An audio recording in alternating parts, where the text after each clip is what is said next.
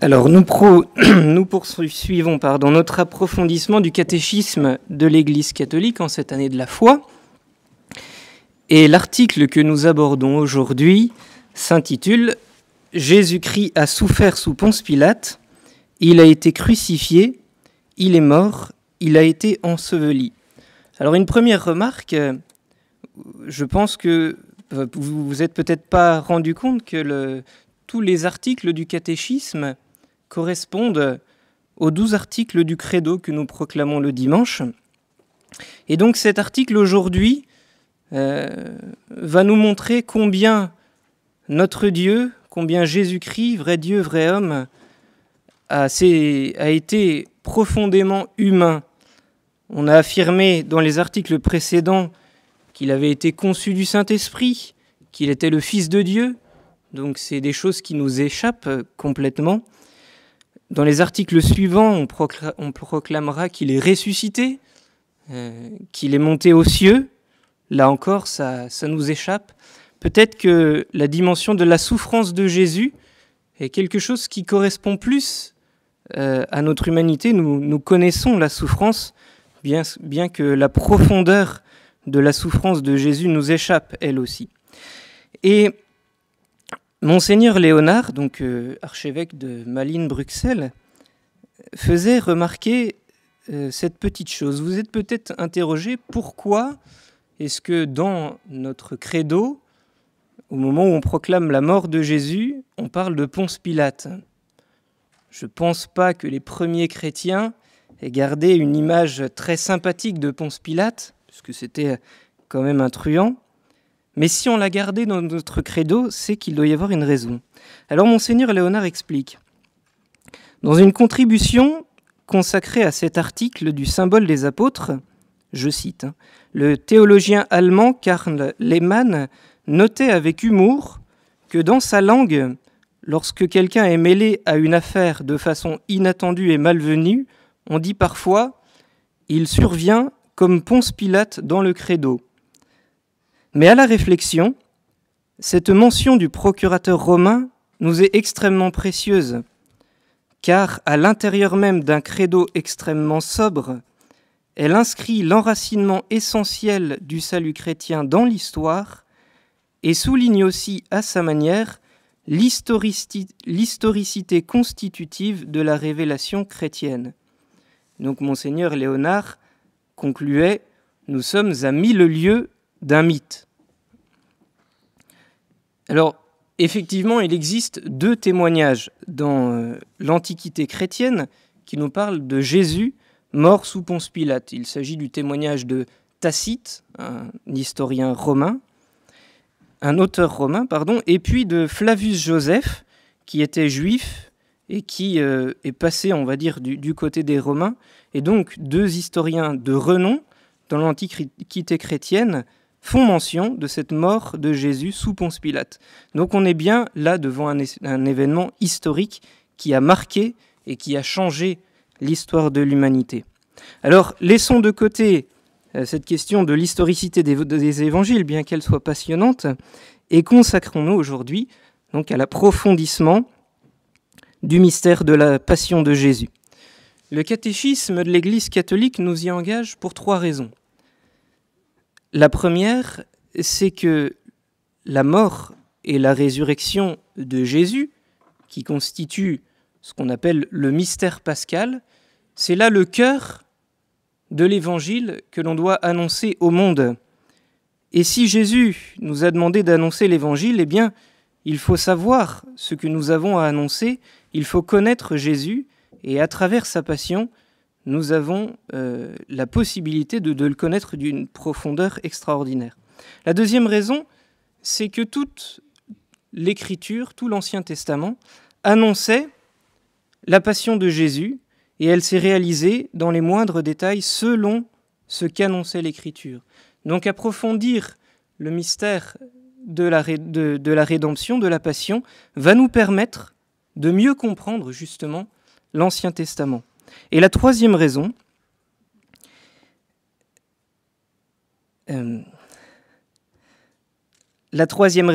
c'est que approfondir la passion de Jésus telle qu'elle nous est présentée par les évangiles va nous permettre de comprendre le sens de la rédemption, de mieux réaliser ce que Jésus a fait pour nous et ce que cela change pour notre vie. Alors, le sujet de ce jour est vaste et complexe.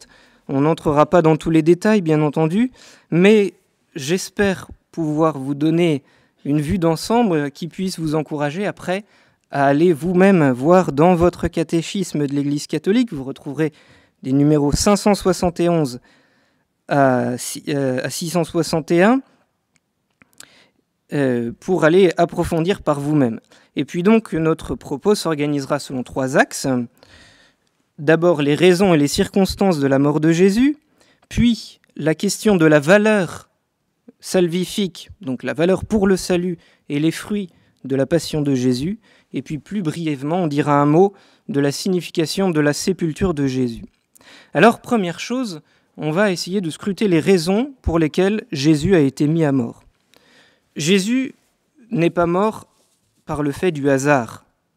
Certains pensent que Jésus était un homme extraordinaire et pas de bol, il a été mis à mort, ça s'est passé très vite. Et voilà, non.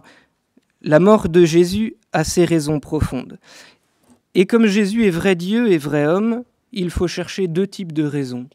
Les raisons humaines et puis les raisons divines. Alors, commençons par voir les raisons humaines. Jésus est signe de contradiction par ses paroles et par ses actes.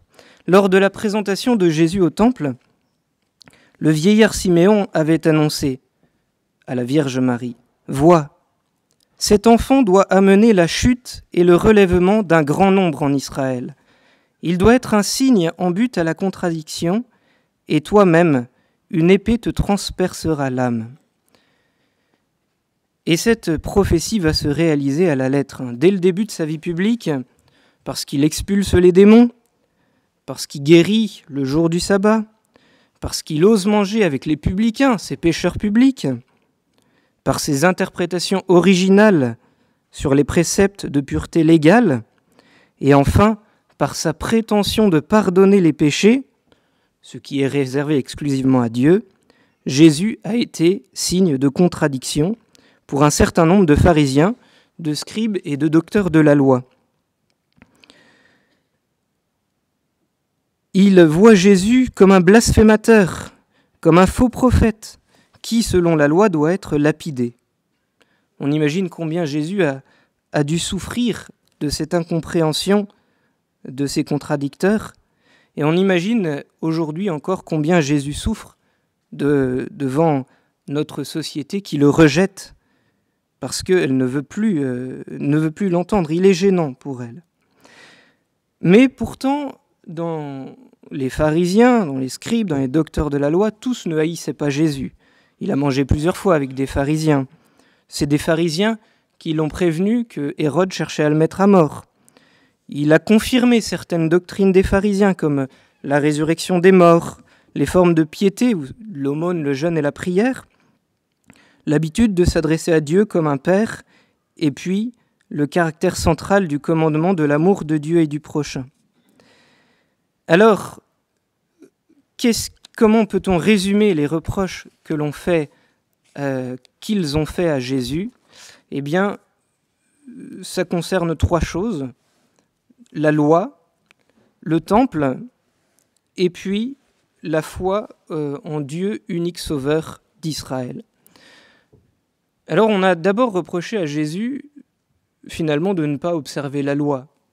Vous vous rappelez peut-être de ces épisodes où on reproche à Jésus que ses disciples prennent du blé dans le champ le jour du sabbat pour se nourrir. Ou alors, comme on l'a dit à l'instant, on lui a reproché de faire des guérisons le jour du sabbat. Or, le sabbat, on ne doit pas travailler. Jésus, on lui a reproché donc de ne pas observer la loi. Et pourtant, Jésus lui-même avait commencé son grand discours sur la montagne en disant « N'allez pas croire que je sois venu abolir la loi ou les prophètes. Je ne suis pas venu abolir, mais accomplir. » Alors ce qui est intéressant, c'est que, c'est le catéchisme qui nous le dit, le principe de l'intégralité de l'observance de la loi était cher aux pharisiens. C'était un peu leur fer de lance. C'est par ça, le fait qu'ils cherchaient à être irréprochables, qu'ils ont conquis beaucoup de fidèles. Mais à leur propre aveu, personne n'a jamais pu accomplir la loi dans son intégralité sans en violer le moindre commandement. Ce qui explique d'ailleurs le sens de la fête annuelle de l'expiation, qu'on appelle le Yom Kippour. Et à cette occasion-là, on demandait pardon pour toutes les transgressions de la loi durant l'année écoulée.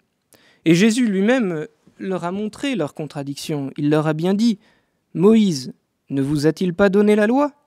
Et aucun de vous ne la pratique, la loi. » Et en réalité, c'est bien Jésus, le seul qui soit capable d'observer la loi dans sa plénitude. Parce que d'abord, c'est lui qui en est l'auteur, il est le divin législateur, le Verbe de Dieu. Il l'a accompli lui-même, il a dit un jour aux pharisiens « Mais qui d'entre vous me convaincra de péché ?» Il était irréprochable. Et non seulement il est celui qui observe la loi jusqu'au bout, mais en plus, il est celui qui va jusqu'à prendre sur lui la malédiction de la loi, nous dit saint Paul, car la loi disait « Maudit soit celui qui meurt sur le bois de la croix ». Voilà. Il meurt à la place de ceux qui n'ont pas pratiqué tous les préceptes de la loi. Alors les pharisiens, finalement, ne sont pas choqués par le fait que Jésus donne une nouvelle interprétation de la loi, mais davantage par le fait que c'est quelqu'un, Jésus, qui enseigne avec autorité. Et il conquiert les foules l'écoutent, et il ose dire « Moïse vous a dit, eh bien moi, je vous dis ». Et en cela, ils se rendent bien compte que Jésus a quelque chose de supérieur.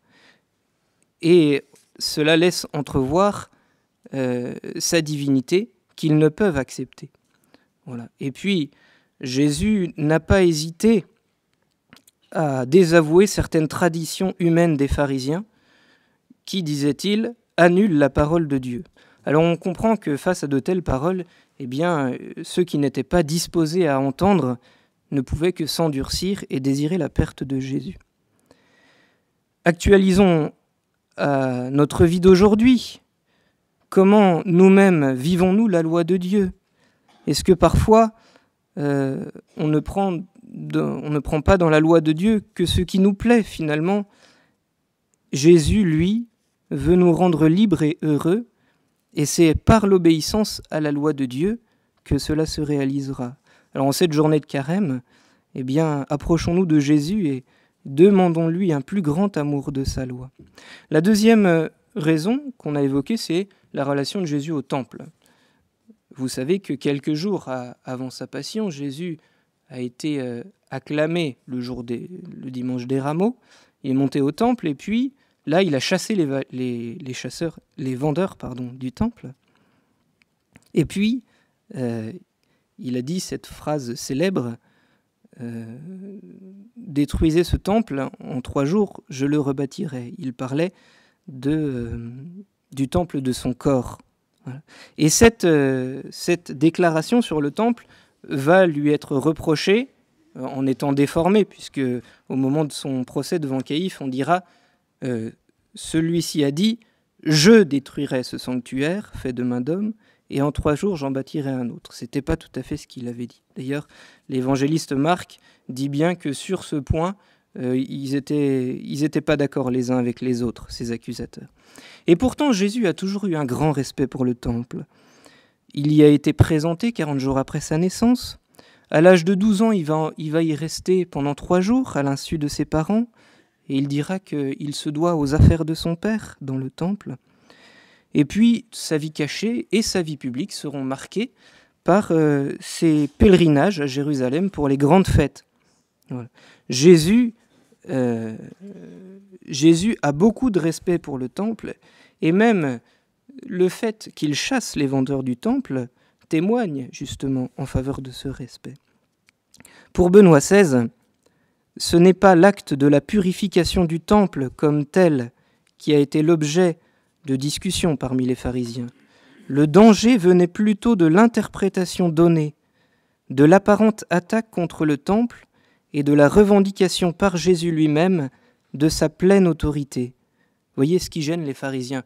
C'est pas tant l'acte qu'il a fait, en soi presque ils auraient pu l'approuver, mais c'est le fait que Jésus manifeste une autorité supérieure. Voilà. Et les autorités juives ne peuvent, une fois de plus, supporter ces paroles qui supposent son identité divine. Le dernier point que l'on aborde, c'est le fait que Jésus est vu comme remettant en question la foi au Dieu unique et sauveur. C'est là la véritable pierre d'achoppement, pour reprendre les paroles de l'Évangile. Jésus, lorsqu'il mange avec les publicains et les pécheurs, affirme « Je ne suis pas venu appeler les justes, mais les pécheurs au repentir ». Il manifeste ainsi qu'il a reçu de Dieu mission en vue du salut.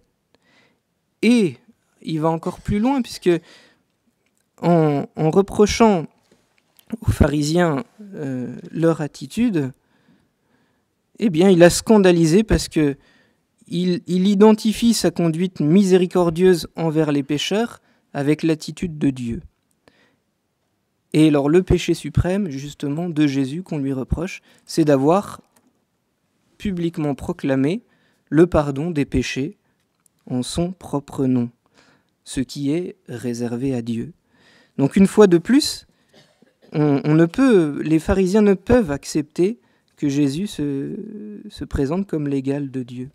Jésus lui-même avait affirmé cette parole très forte aux pharisiens. « Avant qu'Abraham fût, je suis ». Ça voulait dire, il faisait allusion au fait qu'il existe depuis toute éternité. Il est le Fils de Dieu qui existe depuis toute éternité.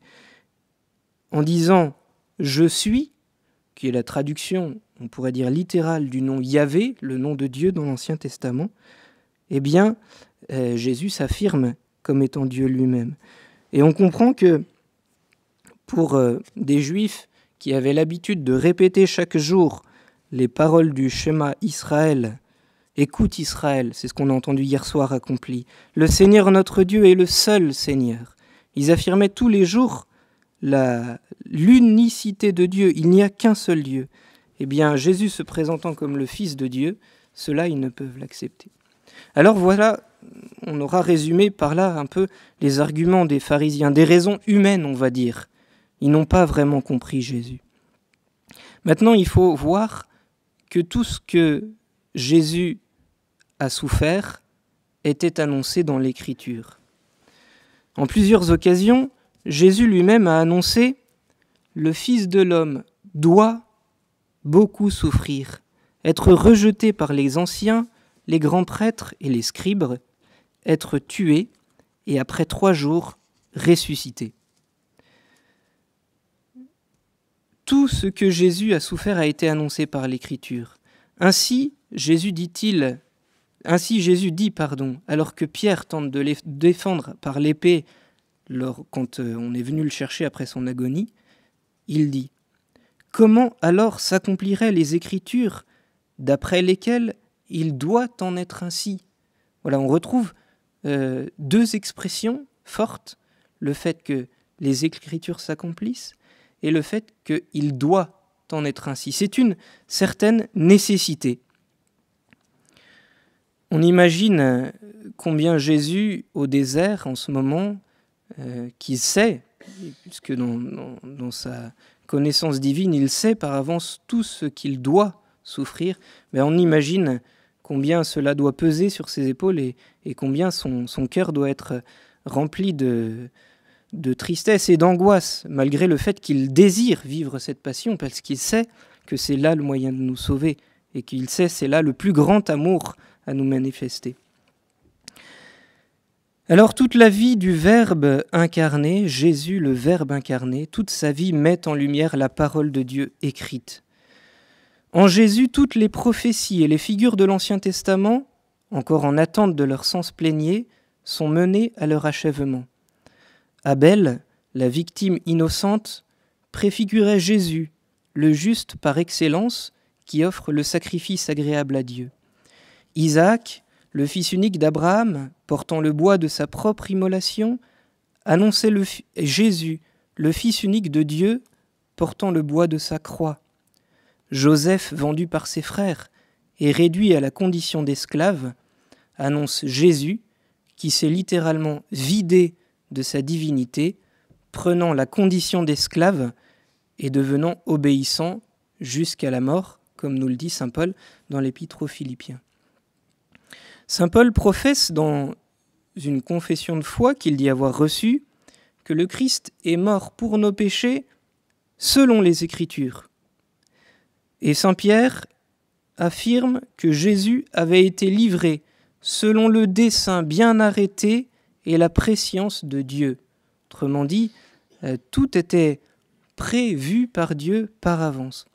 Mais le catéchisme ajoute que ce langage biblique ne signifie pas que ceux qui ont livré Jésus n'ont été que des exécutants passifs d'un scénario écrit par avance. C'est pas parce que Dieu avait tout prévu, il l'avait vu par avance, que les hommes qui ont mis à mort Jésus n'avaient aucune responsabilité. Au contraire, c'est pas Dieu n'a pas forcé les hommes à agir ainsi. Dieu, dans sa toute-puissance, est capable, tout en respectant pleinement la liberté de l'homme, de conduire toute chose vers l'accomplissement de son dessein de salut. À la veille de sa passion, annonçant à ses apôtres la trahison de Judas, Jésus résume cette réalité dans une phrase terrifiante. « Le Fils de l'homme s'en va selon ce qui est écrit de lui. Mais malheur à cet homme-là par qui le Fils de l'homme est livré. La suprême liberté du Fils qui s'en va de lui-même ne supprime pas la liberté déficiente et la terrible responsabilité de celui qui le livre. Le catéchisme dit « Dieu a permis les actes issus de l'aveuglement des hommes en vue d'accomplir son dessein de salut. » Et Jésus n'a pas été insensible. Il a beaucoup souffert de cet aveuglement. Son cœur a été broyé de douleur devant la trahison de Judas. C'était un disciple qu'il avait lui-même choisi, qu'il aimait profondément. Et Jésus avait certainement manifesté un amour très particulier pour lui, sachant que Judas prenait le mauvais chemin. Il a dû lui tendre la perche de la miséricorde jusqu'au bout. Voilà. Mais Jésus a beaucoup souffert de cela. Et en ce carême, bien, nous pouvons chercher à le consoler par notre fidélité. Alors, un nouveau point, Jésus s'est livré librement à la mort. Toute sa vie est accomplissement de la volonté de son Père. Il a lui-même dit qu'il était descendu du ciel, non pour faire sa volonté, mais celle de son Père qui l'a envoyé. Et encore, ma nourriture est de faire la volonté de celui qui m'a envoyé et de mener son œuvre à bonne fin. L'Épître aux Hébreux dit de Jésus, en entrant dans le monde, le Christ dit « Me voici, je viens pour faire, ô Dieu, ta volonté. » Voilà. Toute sa vie durant, Jésus n'a cherché qu'une chose, faire la volonté de son Père. Et cette fidélité sans faille de Jésus à la volonté de son Père trouve son expression la plus sublime et en même temps la plus dramatique dans l'épisode de l'agonie de Jésus. Jésus fait cette prière. « Mon Père, s'il est possible, que cette coupe passe loin de moi. Cependant, non pas comme je veux, mais comme tu veux. » Alors Benoît XVI, dans son livre « Jésus de Nazareth », commente ainsi. Les deux parties de cette prière apparaissent comme l'opposition de deux volontés. La volonté naturelle de l'homme Jésus, qui regimbe devant l'aspect monstrueux et destructif de l'événement qui voudrait et qui voudrait demander que ce calice s'éloigne. Voilà, Jésus a été terriblement angoissé devant la perspective de sa passion. Et la deuxième volonté, c'est la volonté du Fils qui s'abandonne entièrement à la volonté du Père. Jésus doit vaincre, nous dit Benoît XVI, la résistance intérieure que l'homme oppose à Dieu. Il doit surmonter la tentation de faire autrement. Cette tentation atteint ici son point culminant. Ce n'est que lorsque cette résistance est brisée que le oui advient. Il était impensable que le prince de la vie, puisque Jésus est le prince de la vie selon le titre que lui donnent les Actes des Apôtres, comment le prince de la vie pouvait-il accepter de mourir ? Il ne pouvait pas mourir. Eh bien, Jésus a pris notre humanité pour pouvoir justement mourir et accomplir ainsi la volonté du Père. Il accepte sa mort en tant que rédemptrice pour porter lui-même nos fautes dans son corps sur le bois. Alors là encore, nous ne mesurerons jamais l'angoisse et la détresse de Jésus en son agonie. Alors que faire ? Eh bien, nous pouvons être l'ange de la consolation en cherchant à accompagner Jésus souvent en notre carême, en offrant ses mérites au Père, et puis par nos prières et nos sacrifices, nos petits sacrifices, eh bien, nous pouvons chercher à le consoler. Jésus obéit jusqu'à la mort par amour. Nous aurons compris combien l'obéissance est au cœur de la relation de Jésus à son Père. Cette obéissance qui va jusqu'au bout est le signe de l'amour immense du Fils pour son Père. Jésus l'a dit lui-même, il n'y a pas de plus grand amour que de donner sa vie pour ceux qu'on aime. L'obéissance et l'amour se rejoignent fondamentalement, puisque qu'est-ce que l'obéissance ? Finalement, c'est la communion de volonté, c'est-à-dire chercher à faire la volonté de celui à qui on obéit. Et l'amour, qu'est-ce que c'est ?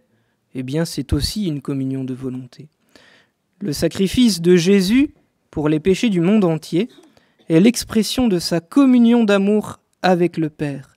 Jésus dit de lui-même « Le Père m'aime parce que je donne ma vie ». Il faut que le monde sache que j'aime le Père et que je fais comme le Père m'a commandé. Ce désir de Jésus de prouver en quelque sorte son amour pour son Père et pour les hommes par l'œuvre de sa passion transparaît souvent dans l'Évangile toutes les fois où Jésus parle de son heure. « Père, sauve-moi de cette heure, mais c'est pour cette heure que je suis venu. C'est pour cela que je suis venu à cette heure. » Donc on l'aura compris, l'obéissance de Jésus librement pour aller mourir sur la croix, c'est un acte d'amour. Ce n'est pas Jésus n'est pas soumis à un tyran qui serait Dieu. Non, c'est par amour que Jésus fait la volonté de son Père, parce que Dieu sait que c'est ainsi la manière de nous sauver. Un autre petit développement, Jésus donne un sens nouveau à la souffrance. L'exemple de Jésus qui porte la souffrance par amour témoigne d'une façon nouvelle d'aborder la souffrance. Or, vous savez que notre société actuelle refuse l'idée que la souffrance puisse avoir un sens. Alors on cite ici le cardinal Ratzinger, qu'on aime beaucoup, qu'on continue à aimer, et qui répondait à une question du journaliste Peter Zewald, qui a écrit plusieurs livres d'entretien avec lui. Et Peter Zewald lui disait « Il semble que par sa mort, Jésus ait redonné un sens à la souffrance. Or, notre monde est rebuté par la souffrance à tout prix. » Voici ce qu'il répondait. « Le programme d'aujourd'hui, c'est d'éliminer la souffrance du monde. Pour le particulier, cela signifie qu'il faut éviter la souffrance à tout prix. On s'aperçoit en même temps que de cette manière, le monde devient dur et très froid. La souffrance fait partie de la condition humaine. Et celui qui voudrait réellement éliminer la souffrance devrait inévitablement éliminer l'amour. Car il n'y a pas d'amour sans souffrance, puisque l'amour inclut toujours une part d'abnégation. Il comportera toujours des renoncements et de la souffrance en raison de la différence des tempéraments et des situations dramatiques. Sachant que le chemin de l'amour, chemin d'exode hors de soi, c'est-à-dire de sortie hors de soi-même, est le vrai chemin d'humanisation de l'homme. Nous comprenons que la souffrance constitue le processus de maturation. Celui qui a intérieurement accepté la souffrance mûrit et devient compréhensif envers les autres et par le fait même plus humain. Celui qui a toujours évité la souffrance ne comprend pas les autres. Il devient dur et égoïste. Voilà, fin de citation. Alors le témoignage que Père Bernard nous donnera cet après-midi sur la contemplation de la Passion par Mère Marie-Augusta nous aidera sans doute davantage à mieux entrer dans ce mystère de la souffrance portée avec amour. Alors parvenu à ce stade de notre questionnement sur les raisons de la mort de Jésus, on se pose la question, mais qui finalement est responsable de la mort de Jésus ? Le catéchisme dit que les autorités religieuses de Jérusalem n'ont pas été unanimes dans la conduite à tenir vis-à-vis de Jésus. On sait entre autres que Nicodème et Joseph d'Arimathie n'ont pas approuvé sa condamnation. La foule manipulée devant Pilate ne peut pas, elle non plus, être déclarée coupable de la mise à mort de Jésus, bien que, vous savez que les Juifs présents avaient dit que son sang retombe sur nous et sur nos enfants. C'était une parole prophétique sans doute pour dire que c'est effectivement le sang de Jésus qui retombe sur chacun de ceux qui seront purifiés. Le Concile Vatican II déclare aussi que ce qui a été commis durant la Passion ne peut être imputé ni indistinctement à tous les Juifs vivant alors, ni aux Juifs de notre temps. On ne peut pas affirmer que les responsables de la mort de Jésus ce sont les Juifs dans leur ensemble, ni les Juifs d'aujourd'hui. En réalité, c'est tous les pécheurs qui furent les auteurs de la Passion du Christ. Le catéchisme romain dit « Les pécheurs eux-mêmes furent les auteurs et comme les instruments de toutes les peines qu'endura le divin Rédempteur. » Et il ajoute que nous, qui sommes chrétiens, nous sommes encore plus responsables, car, je cite, « nous faisons profession de le connaître. Et lorsque nous le renions par nos actes, nous portons en quelque sorte sur lui nos mains meurtrières. » Vous voyez, Saint Paul disait que les Juifs avaient agi par ignorance parce qu'ils ne connaissaient pas Jésus. Voilà. Et nous qui connaissons Jésus, eh bien, dans nos faiblesses, plus ou moins coupables, eh bien, nous faisons porter le poids de la croix sur Jésus. L'exercice du chemin de croix que nous vivrons cet après-midi devrait nous aider à mieux prendre conscience de cette part que nous avons dans la croix de Jésus. Le cardinal Ratzinger parle de cette méditation, la méditation du chemin de croix, comme d'une école d'intériorité et de consolation, un apprentissage de l'examen de conscience, de la pénitence, de la transformation intérieure et de la compassion, non pas par une pure sentimentalité, mais encore parce qu'il me remue en profondeur et m'oblige ainsi à me connaître et à me corriger. Voilà. On peut demander cette grâce en vivant cet après-midi le chemin de croix d'être plus en vérité avec Jésus. Alors on aborde notre deuxième étape, à savoir comment est-ce que la passion et la mort de Jésus ont été cause de salut pour nous pécheurs. Voilà, comment elle permet le pardon des péchés. Alors on va aborder, ça va être un petit peu plus des termes techniques, pardonnez-moi, la signification de la rédemption, de la substitution et puis de l'expiation. Je vais essayer de vous expliquer ces termes qui paraissent un peu barbares. Voilà. La rédemption d'abord. Jean-Baptiste a montré l'agneau de Dieu, Jésus en disant « Voici l'agneau de Dieu qui enlève le péché du monde ». Et par cette expression, il faisait allusion à deux choses. Par le fait que Jésus est l'agneau silencieux que l'on mène à l'abattoir, comme l'avait annoncé le prophète Isaïe et le prophète Jérémie. Il porte le péché des multitudes. Et en même temps, Jésus est aussi l'agneau pascal, symbole de la rédemption d'Israël lors de sa première Pâque. Voilà. Israël était esclave en Égypte et Dieu les a fait sortir. Il les a fait passer de l'état d'esclaves à l'état d'hommes libres. Et c'est là justement le sens du mot rédemption. Le mot rédemption signifie étymologiquement une libération moyennant un rachat, une rançon. À cause du péché originel et de nos péchés personnels, nous étions devenus esclaves du péché et du démon. Et Jésus, en mourant sur la croix, a offert en rançon, il a payé le prix par sa propre vie pour obtenir notre libération. Voilà. Pour que nous soyons vraiment libres, d'esclaves que nous devenions vraiment libres. Donc la rédemption, c'est le rachat par Jésus de notre liberté. Deuxième notion, la satisfaction vicaire et la substitution. L'Église qualifie le sacrifice de Jésus d'œuvre de substitution ou de satisfaction vicaire.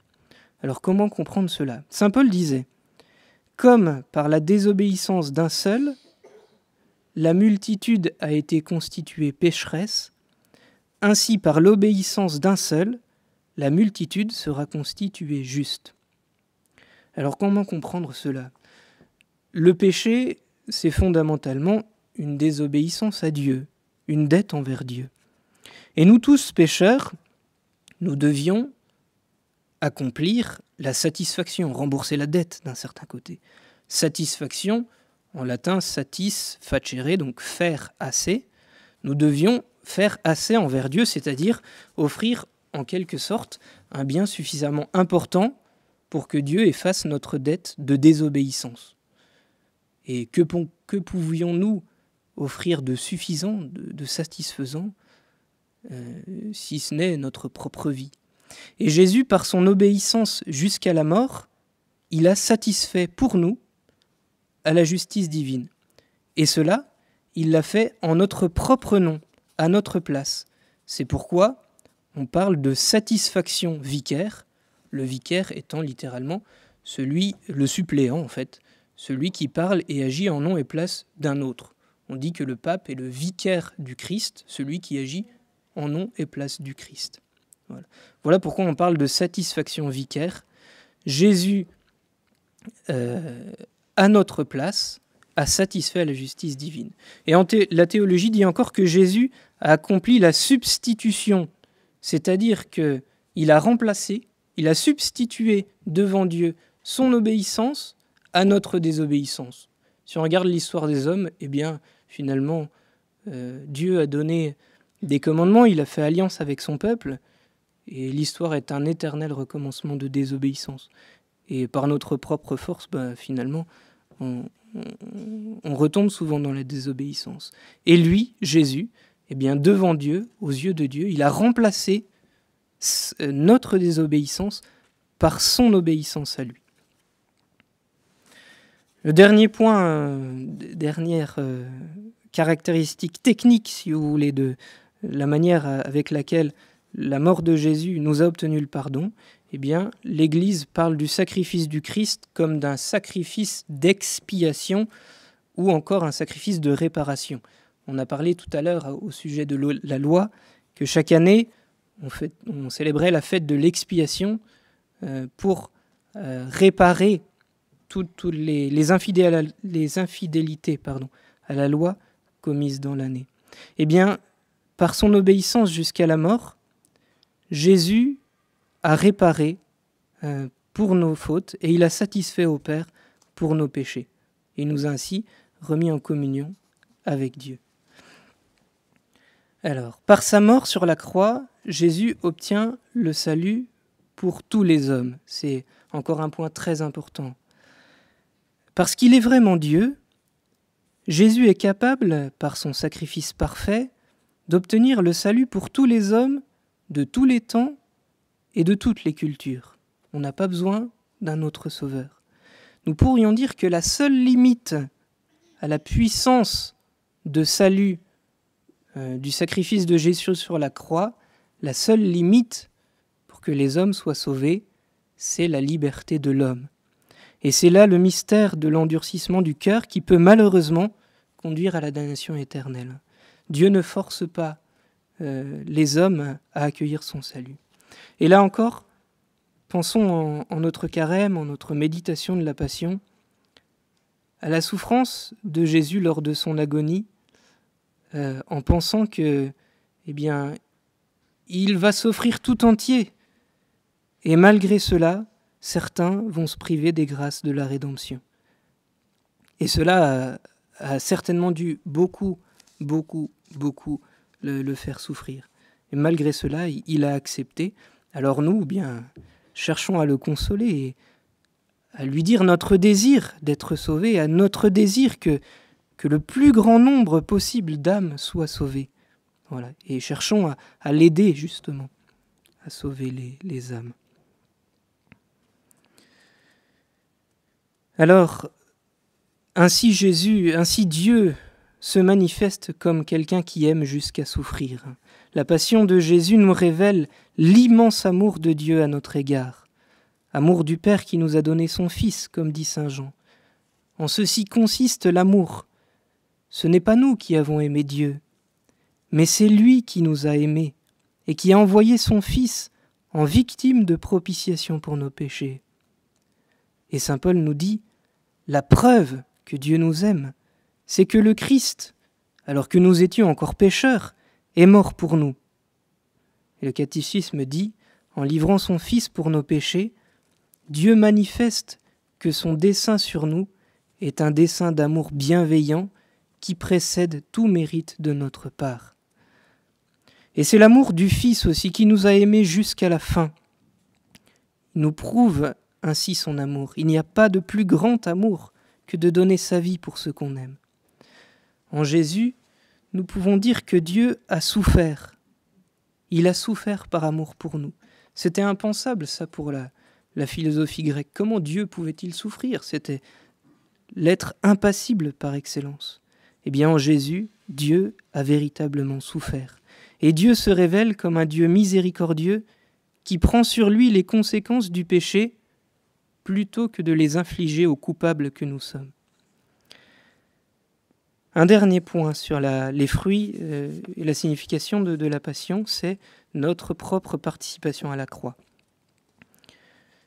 On a dit que Jésus, par son sacrifice, obtenait le salut pour tous les hommes. En soi, il n'y a pas besoin d'autre chose. Il a obtenu pour tous les hommes de tous les temps. Mais malgré cela, il nous a appelés à nous associer à sa passion. Il nous appelle tous à prendre notre croix.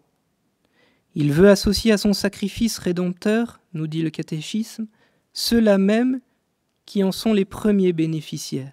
C'est gratuitement que Jésus nous a obtenu le salut.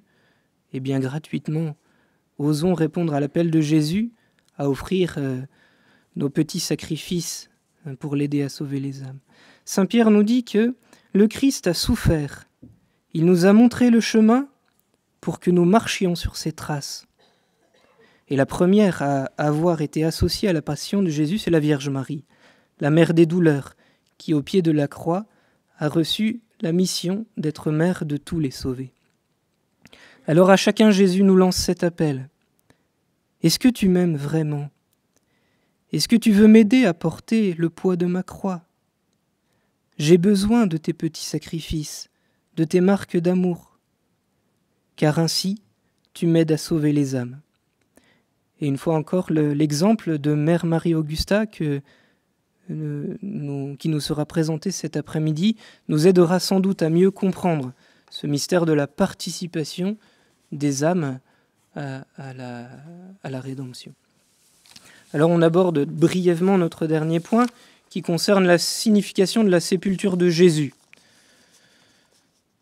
La passion de Jésus ne s'arrête pas à la mort en croix. Enfin si, à partir du moment où il est mort, il ne souffre plus. Mais il faut dire encore un mot sur le sens de sa sépulture, le fait qu'il est mis au tombeau. Le catéchisme dit ceci.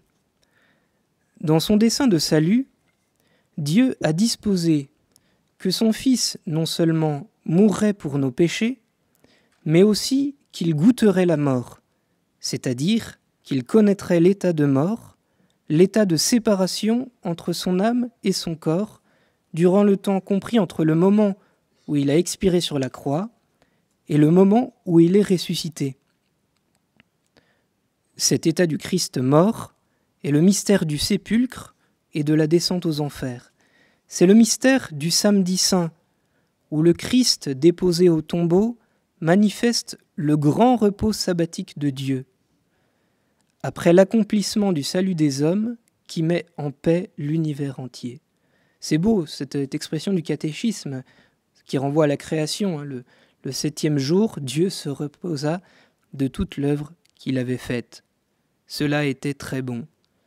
Eh bien, voici qu'à la fin de son œuvre de rédemption, Jésus se repose de toute l'œuvre qu'il a faite, et cela était excessivement bon pour nous. Jésus a connu une vraie mort corporelle. La foi en l'ensevelissement de Jésus, si on la répète tous les dimanches à la messe, chaque fois dans notre credo, c'est bien qu'elle n'est pas accessoire. Et pourquoi ? Eh bien, c'est parce que cet événement prouve en quelque sorte que Jésus est bien effectivement mort comme chacun d'entre nous. Saint Grégoire nous enseigne que dans le tombeau, Jésus manifeste qu'il est le vivant qui rencontre la mort pour la vaincre. Je cite Saint Grégoire.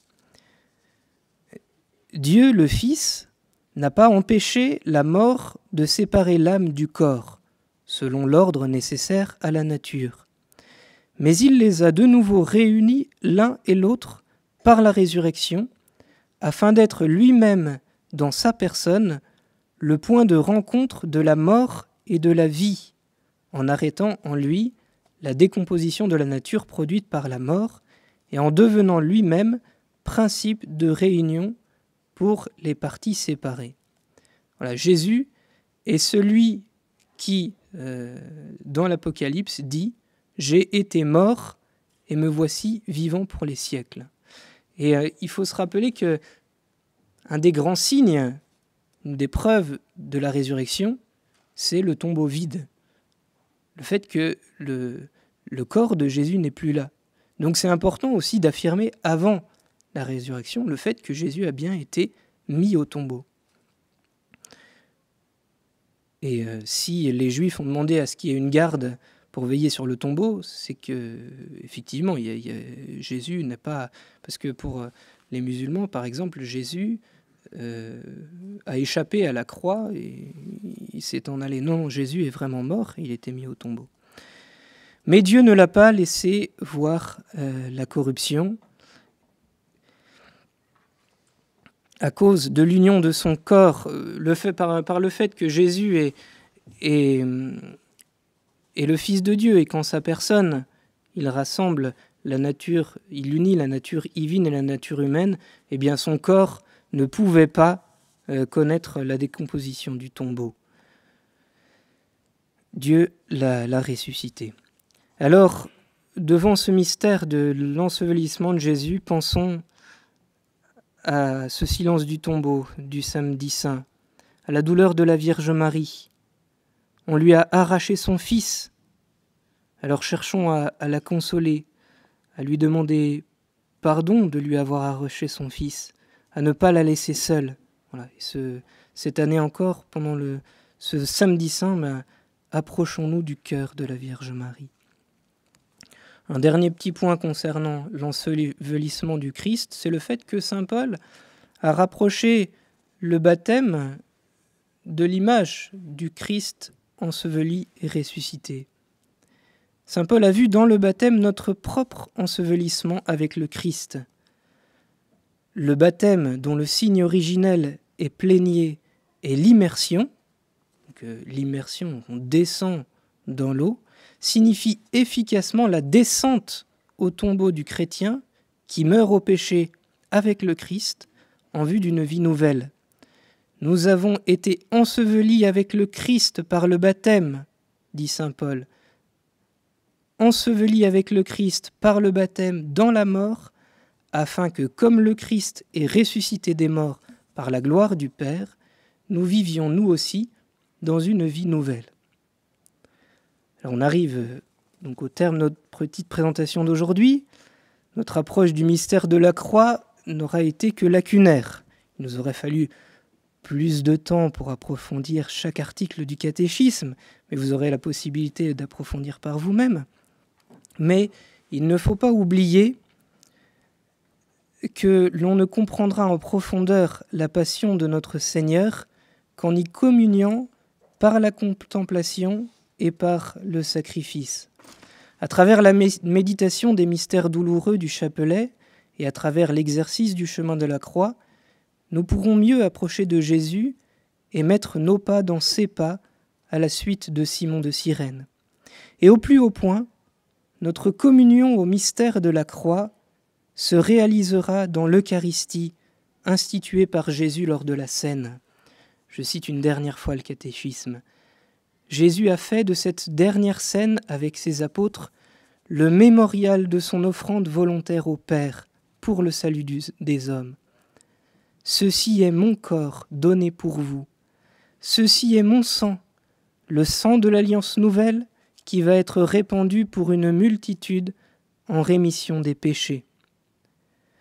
Chacune de nos messes est l'occasion de nous approcher du mystère de la croix. Le bienheureux Jean-Paul II disait dans son encyclique sur l'Eucharistie « L'Église vit continuellement du sacrifice rédempteur.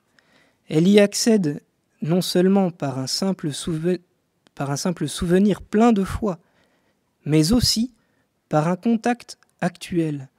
Par ce sacrifice se rend présent, se perpétue sacramentellement dans chaque communauté qu'il offre par les mains du ministre consacré. » Quand on assiste à la messe, on est en quelque sorte rendu spirituellement présent au pied de la croix de Jésus.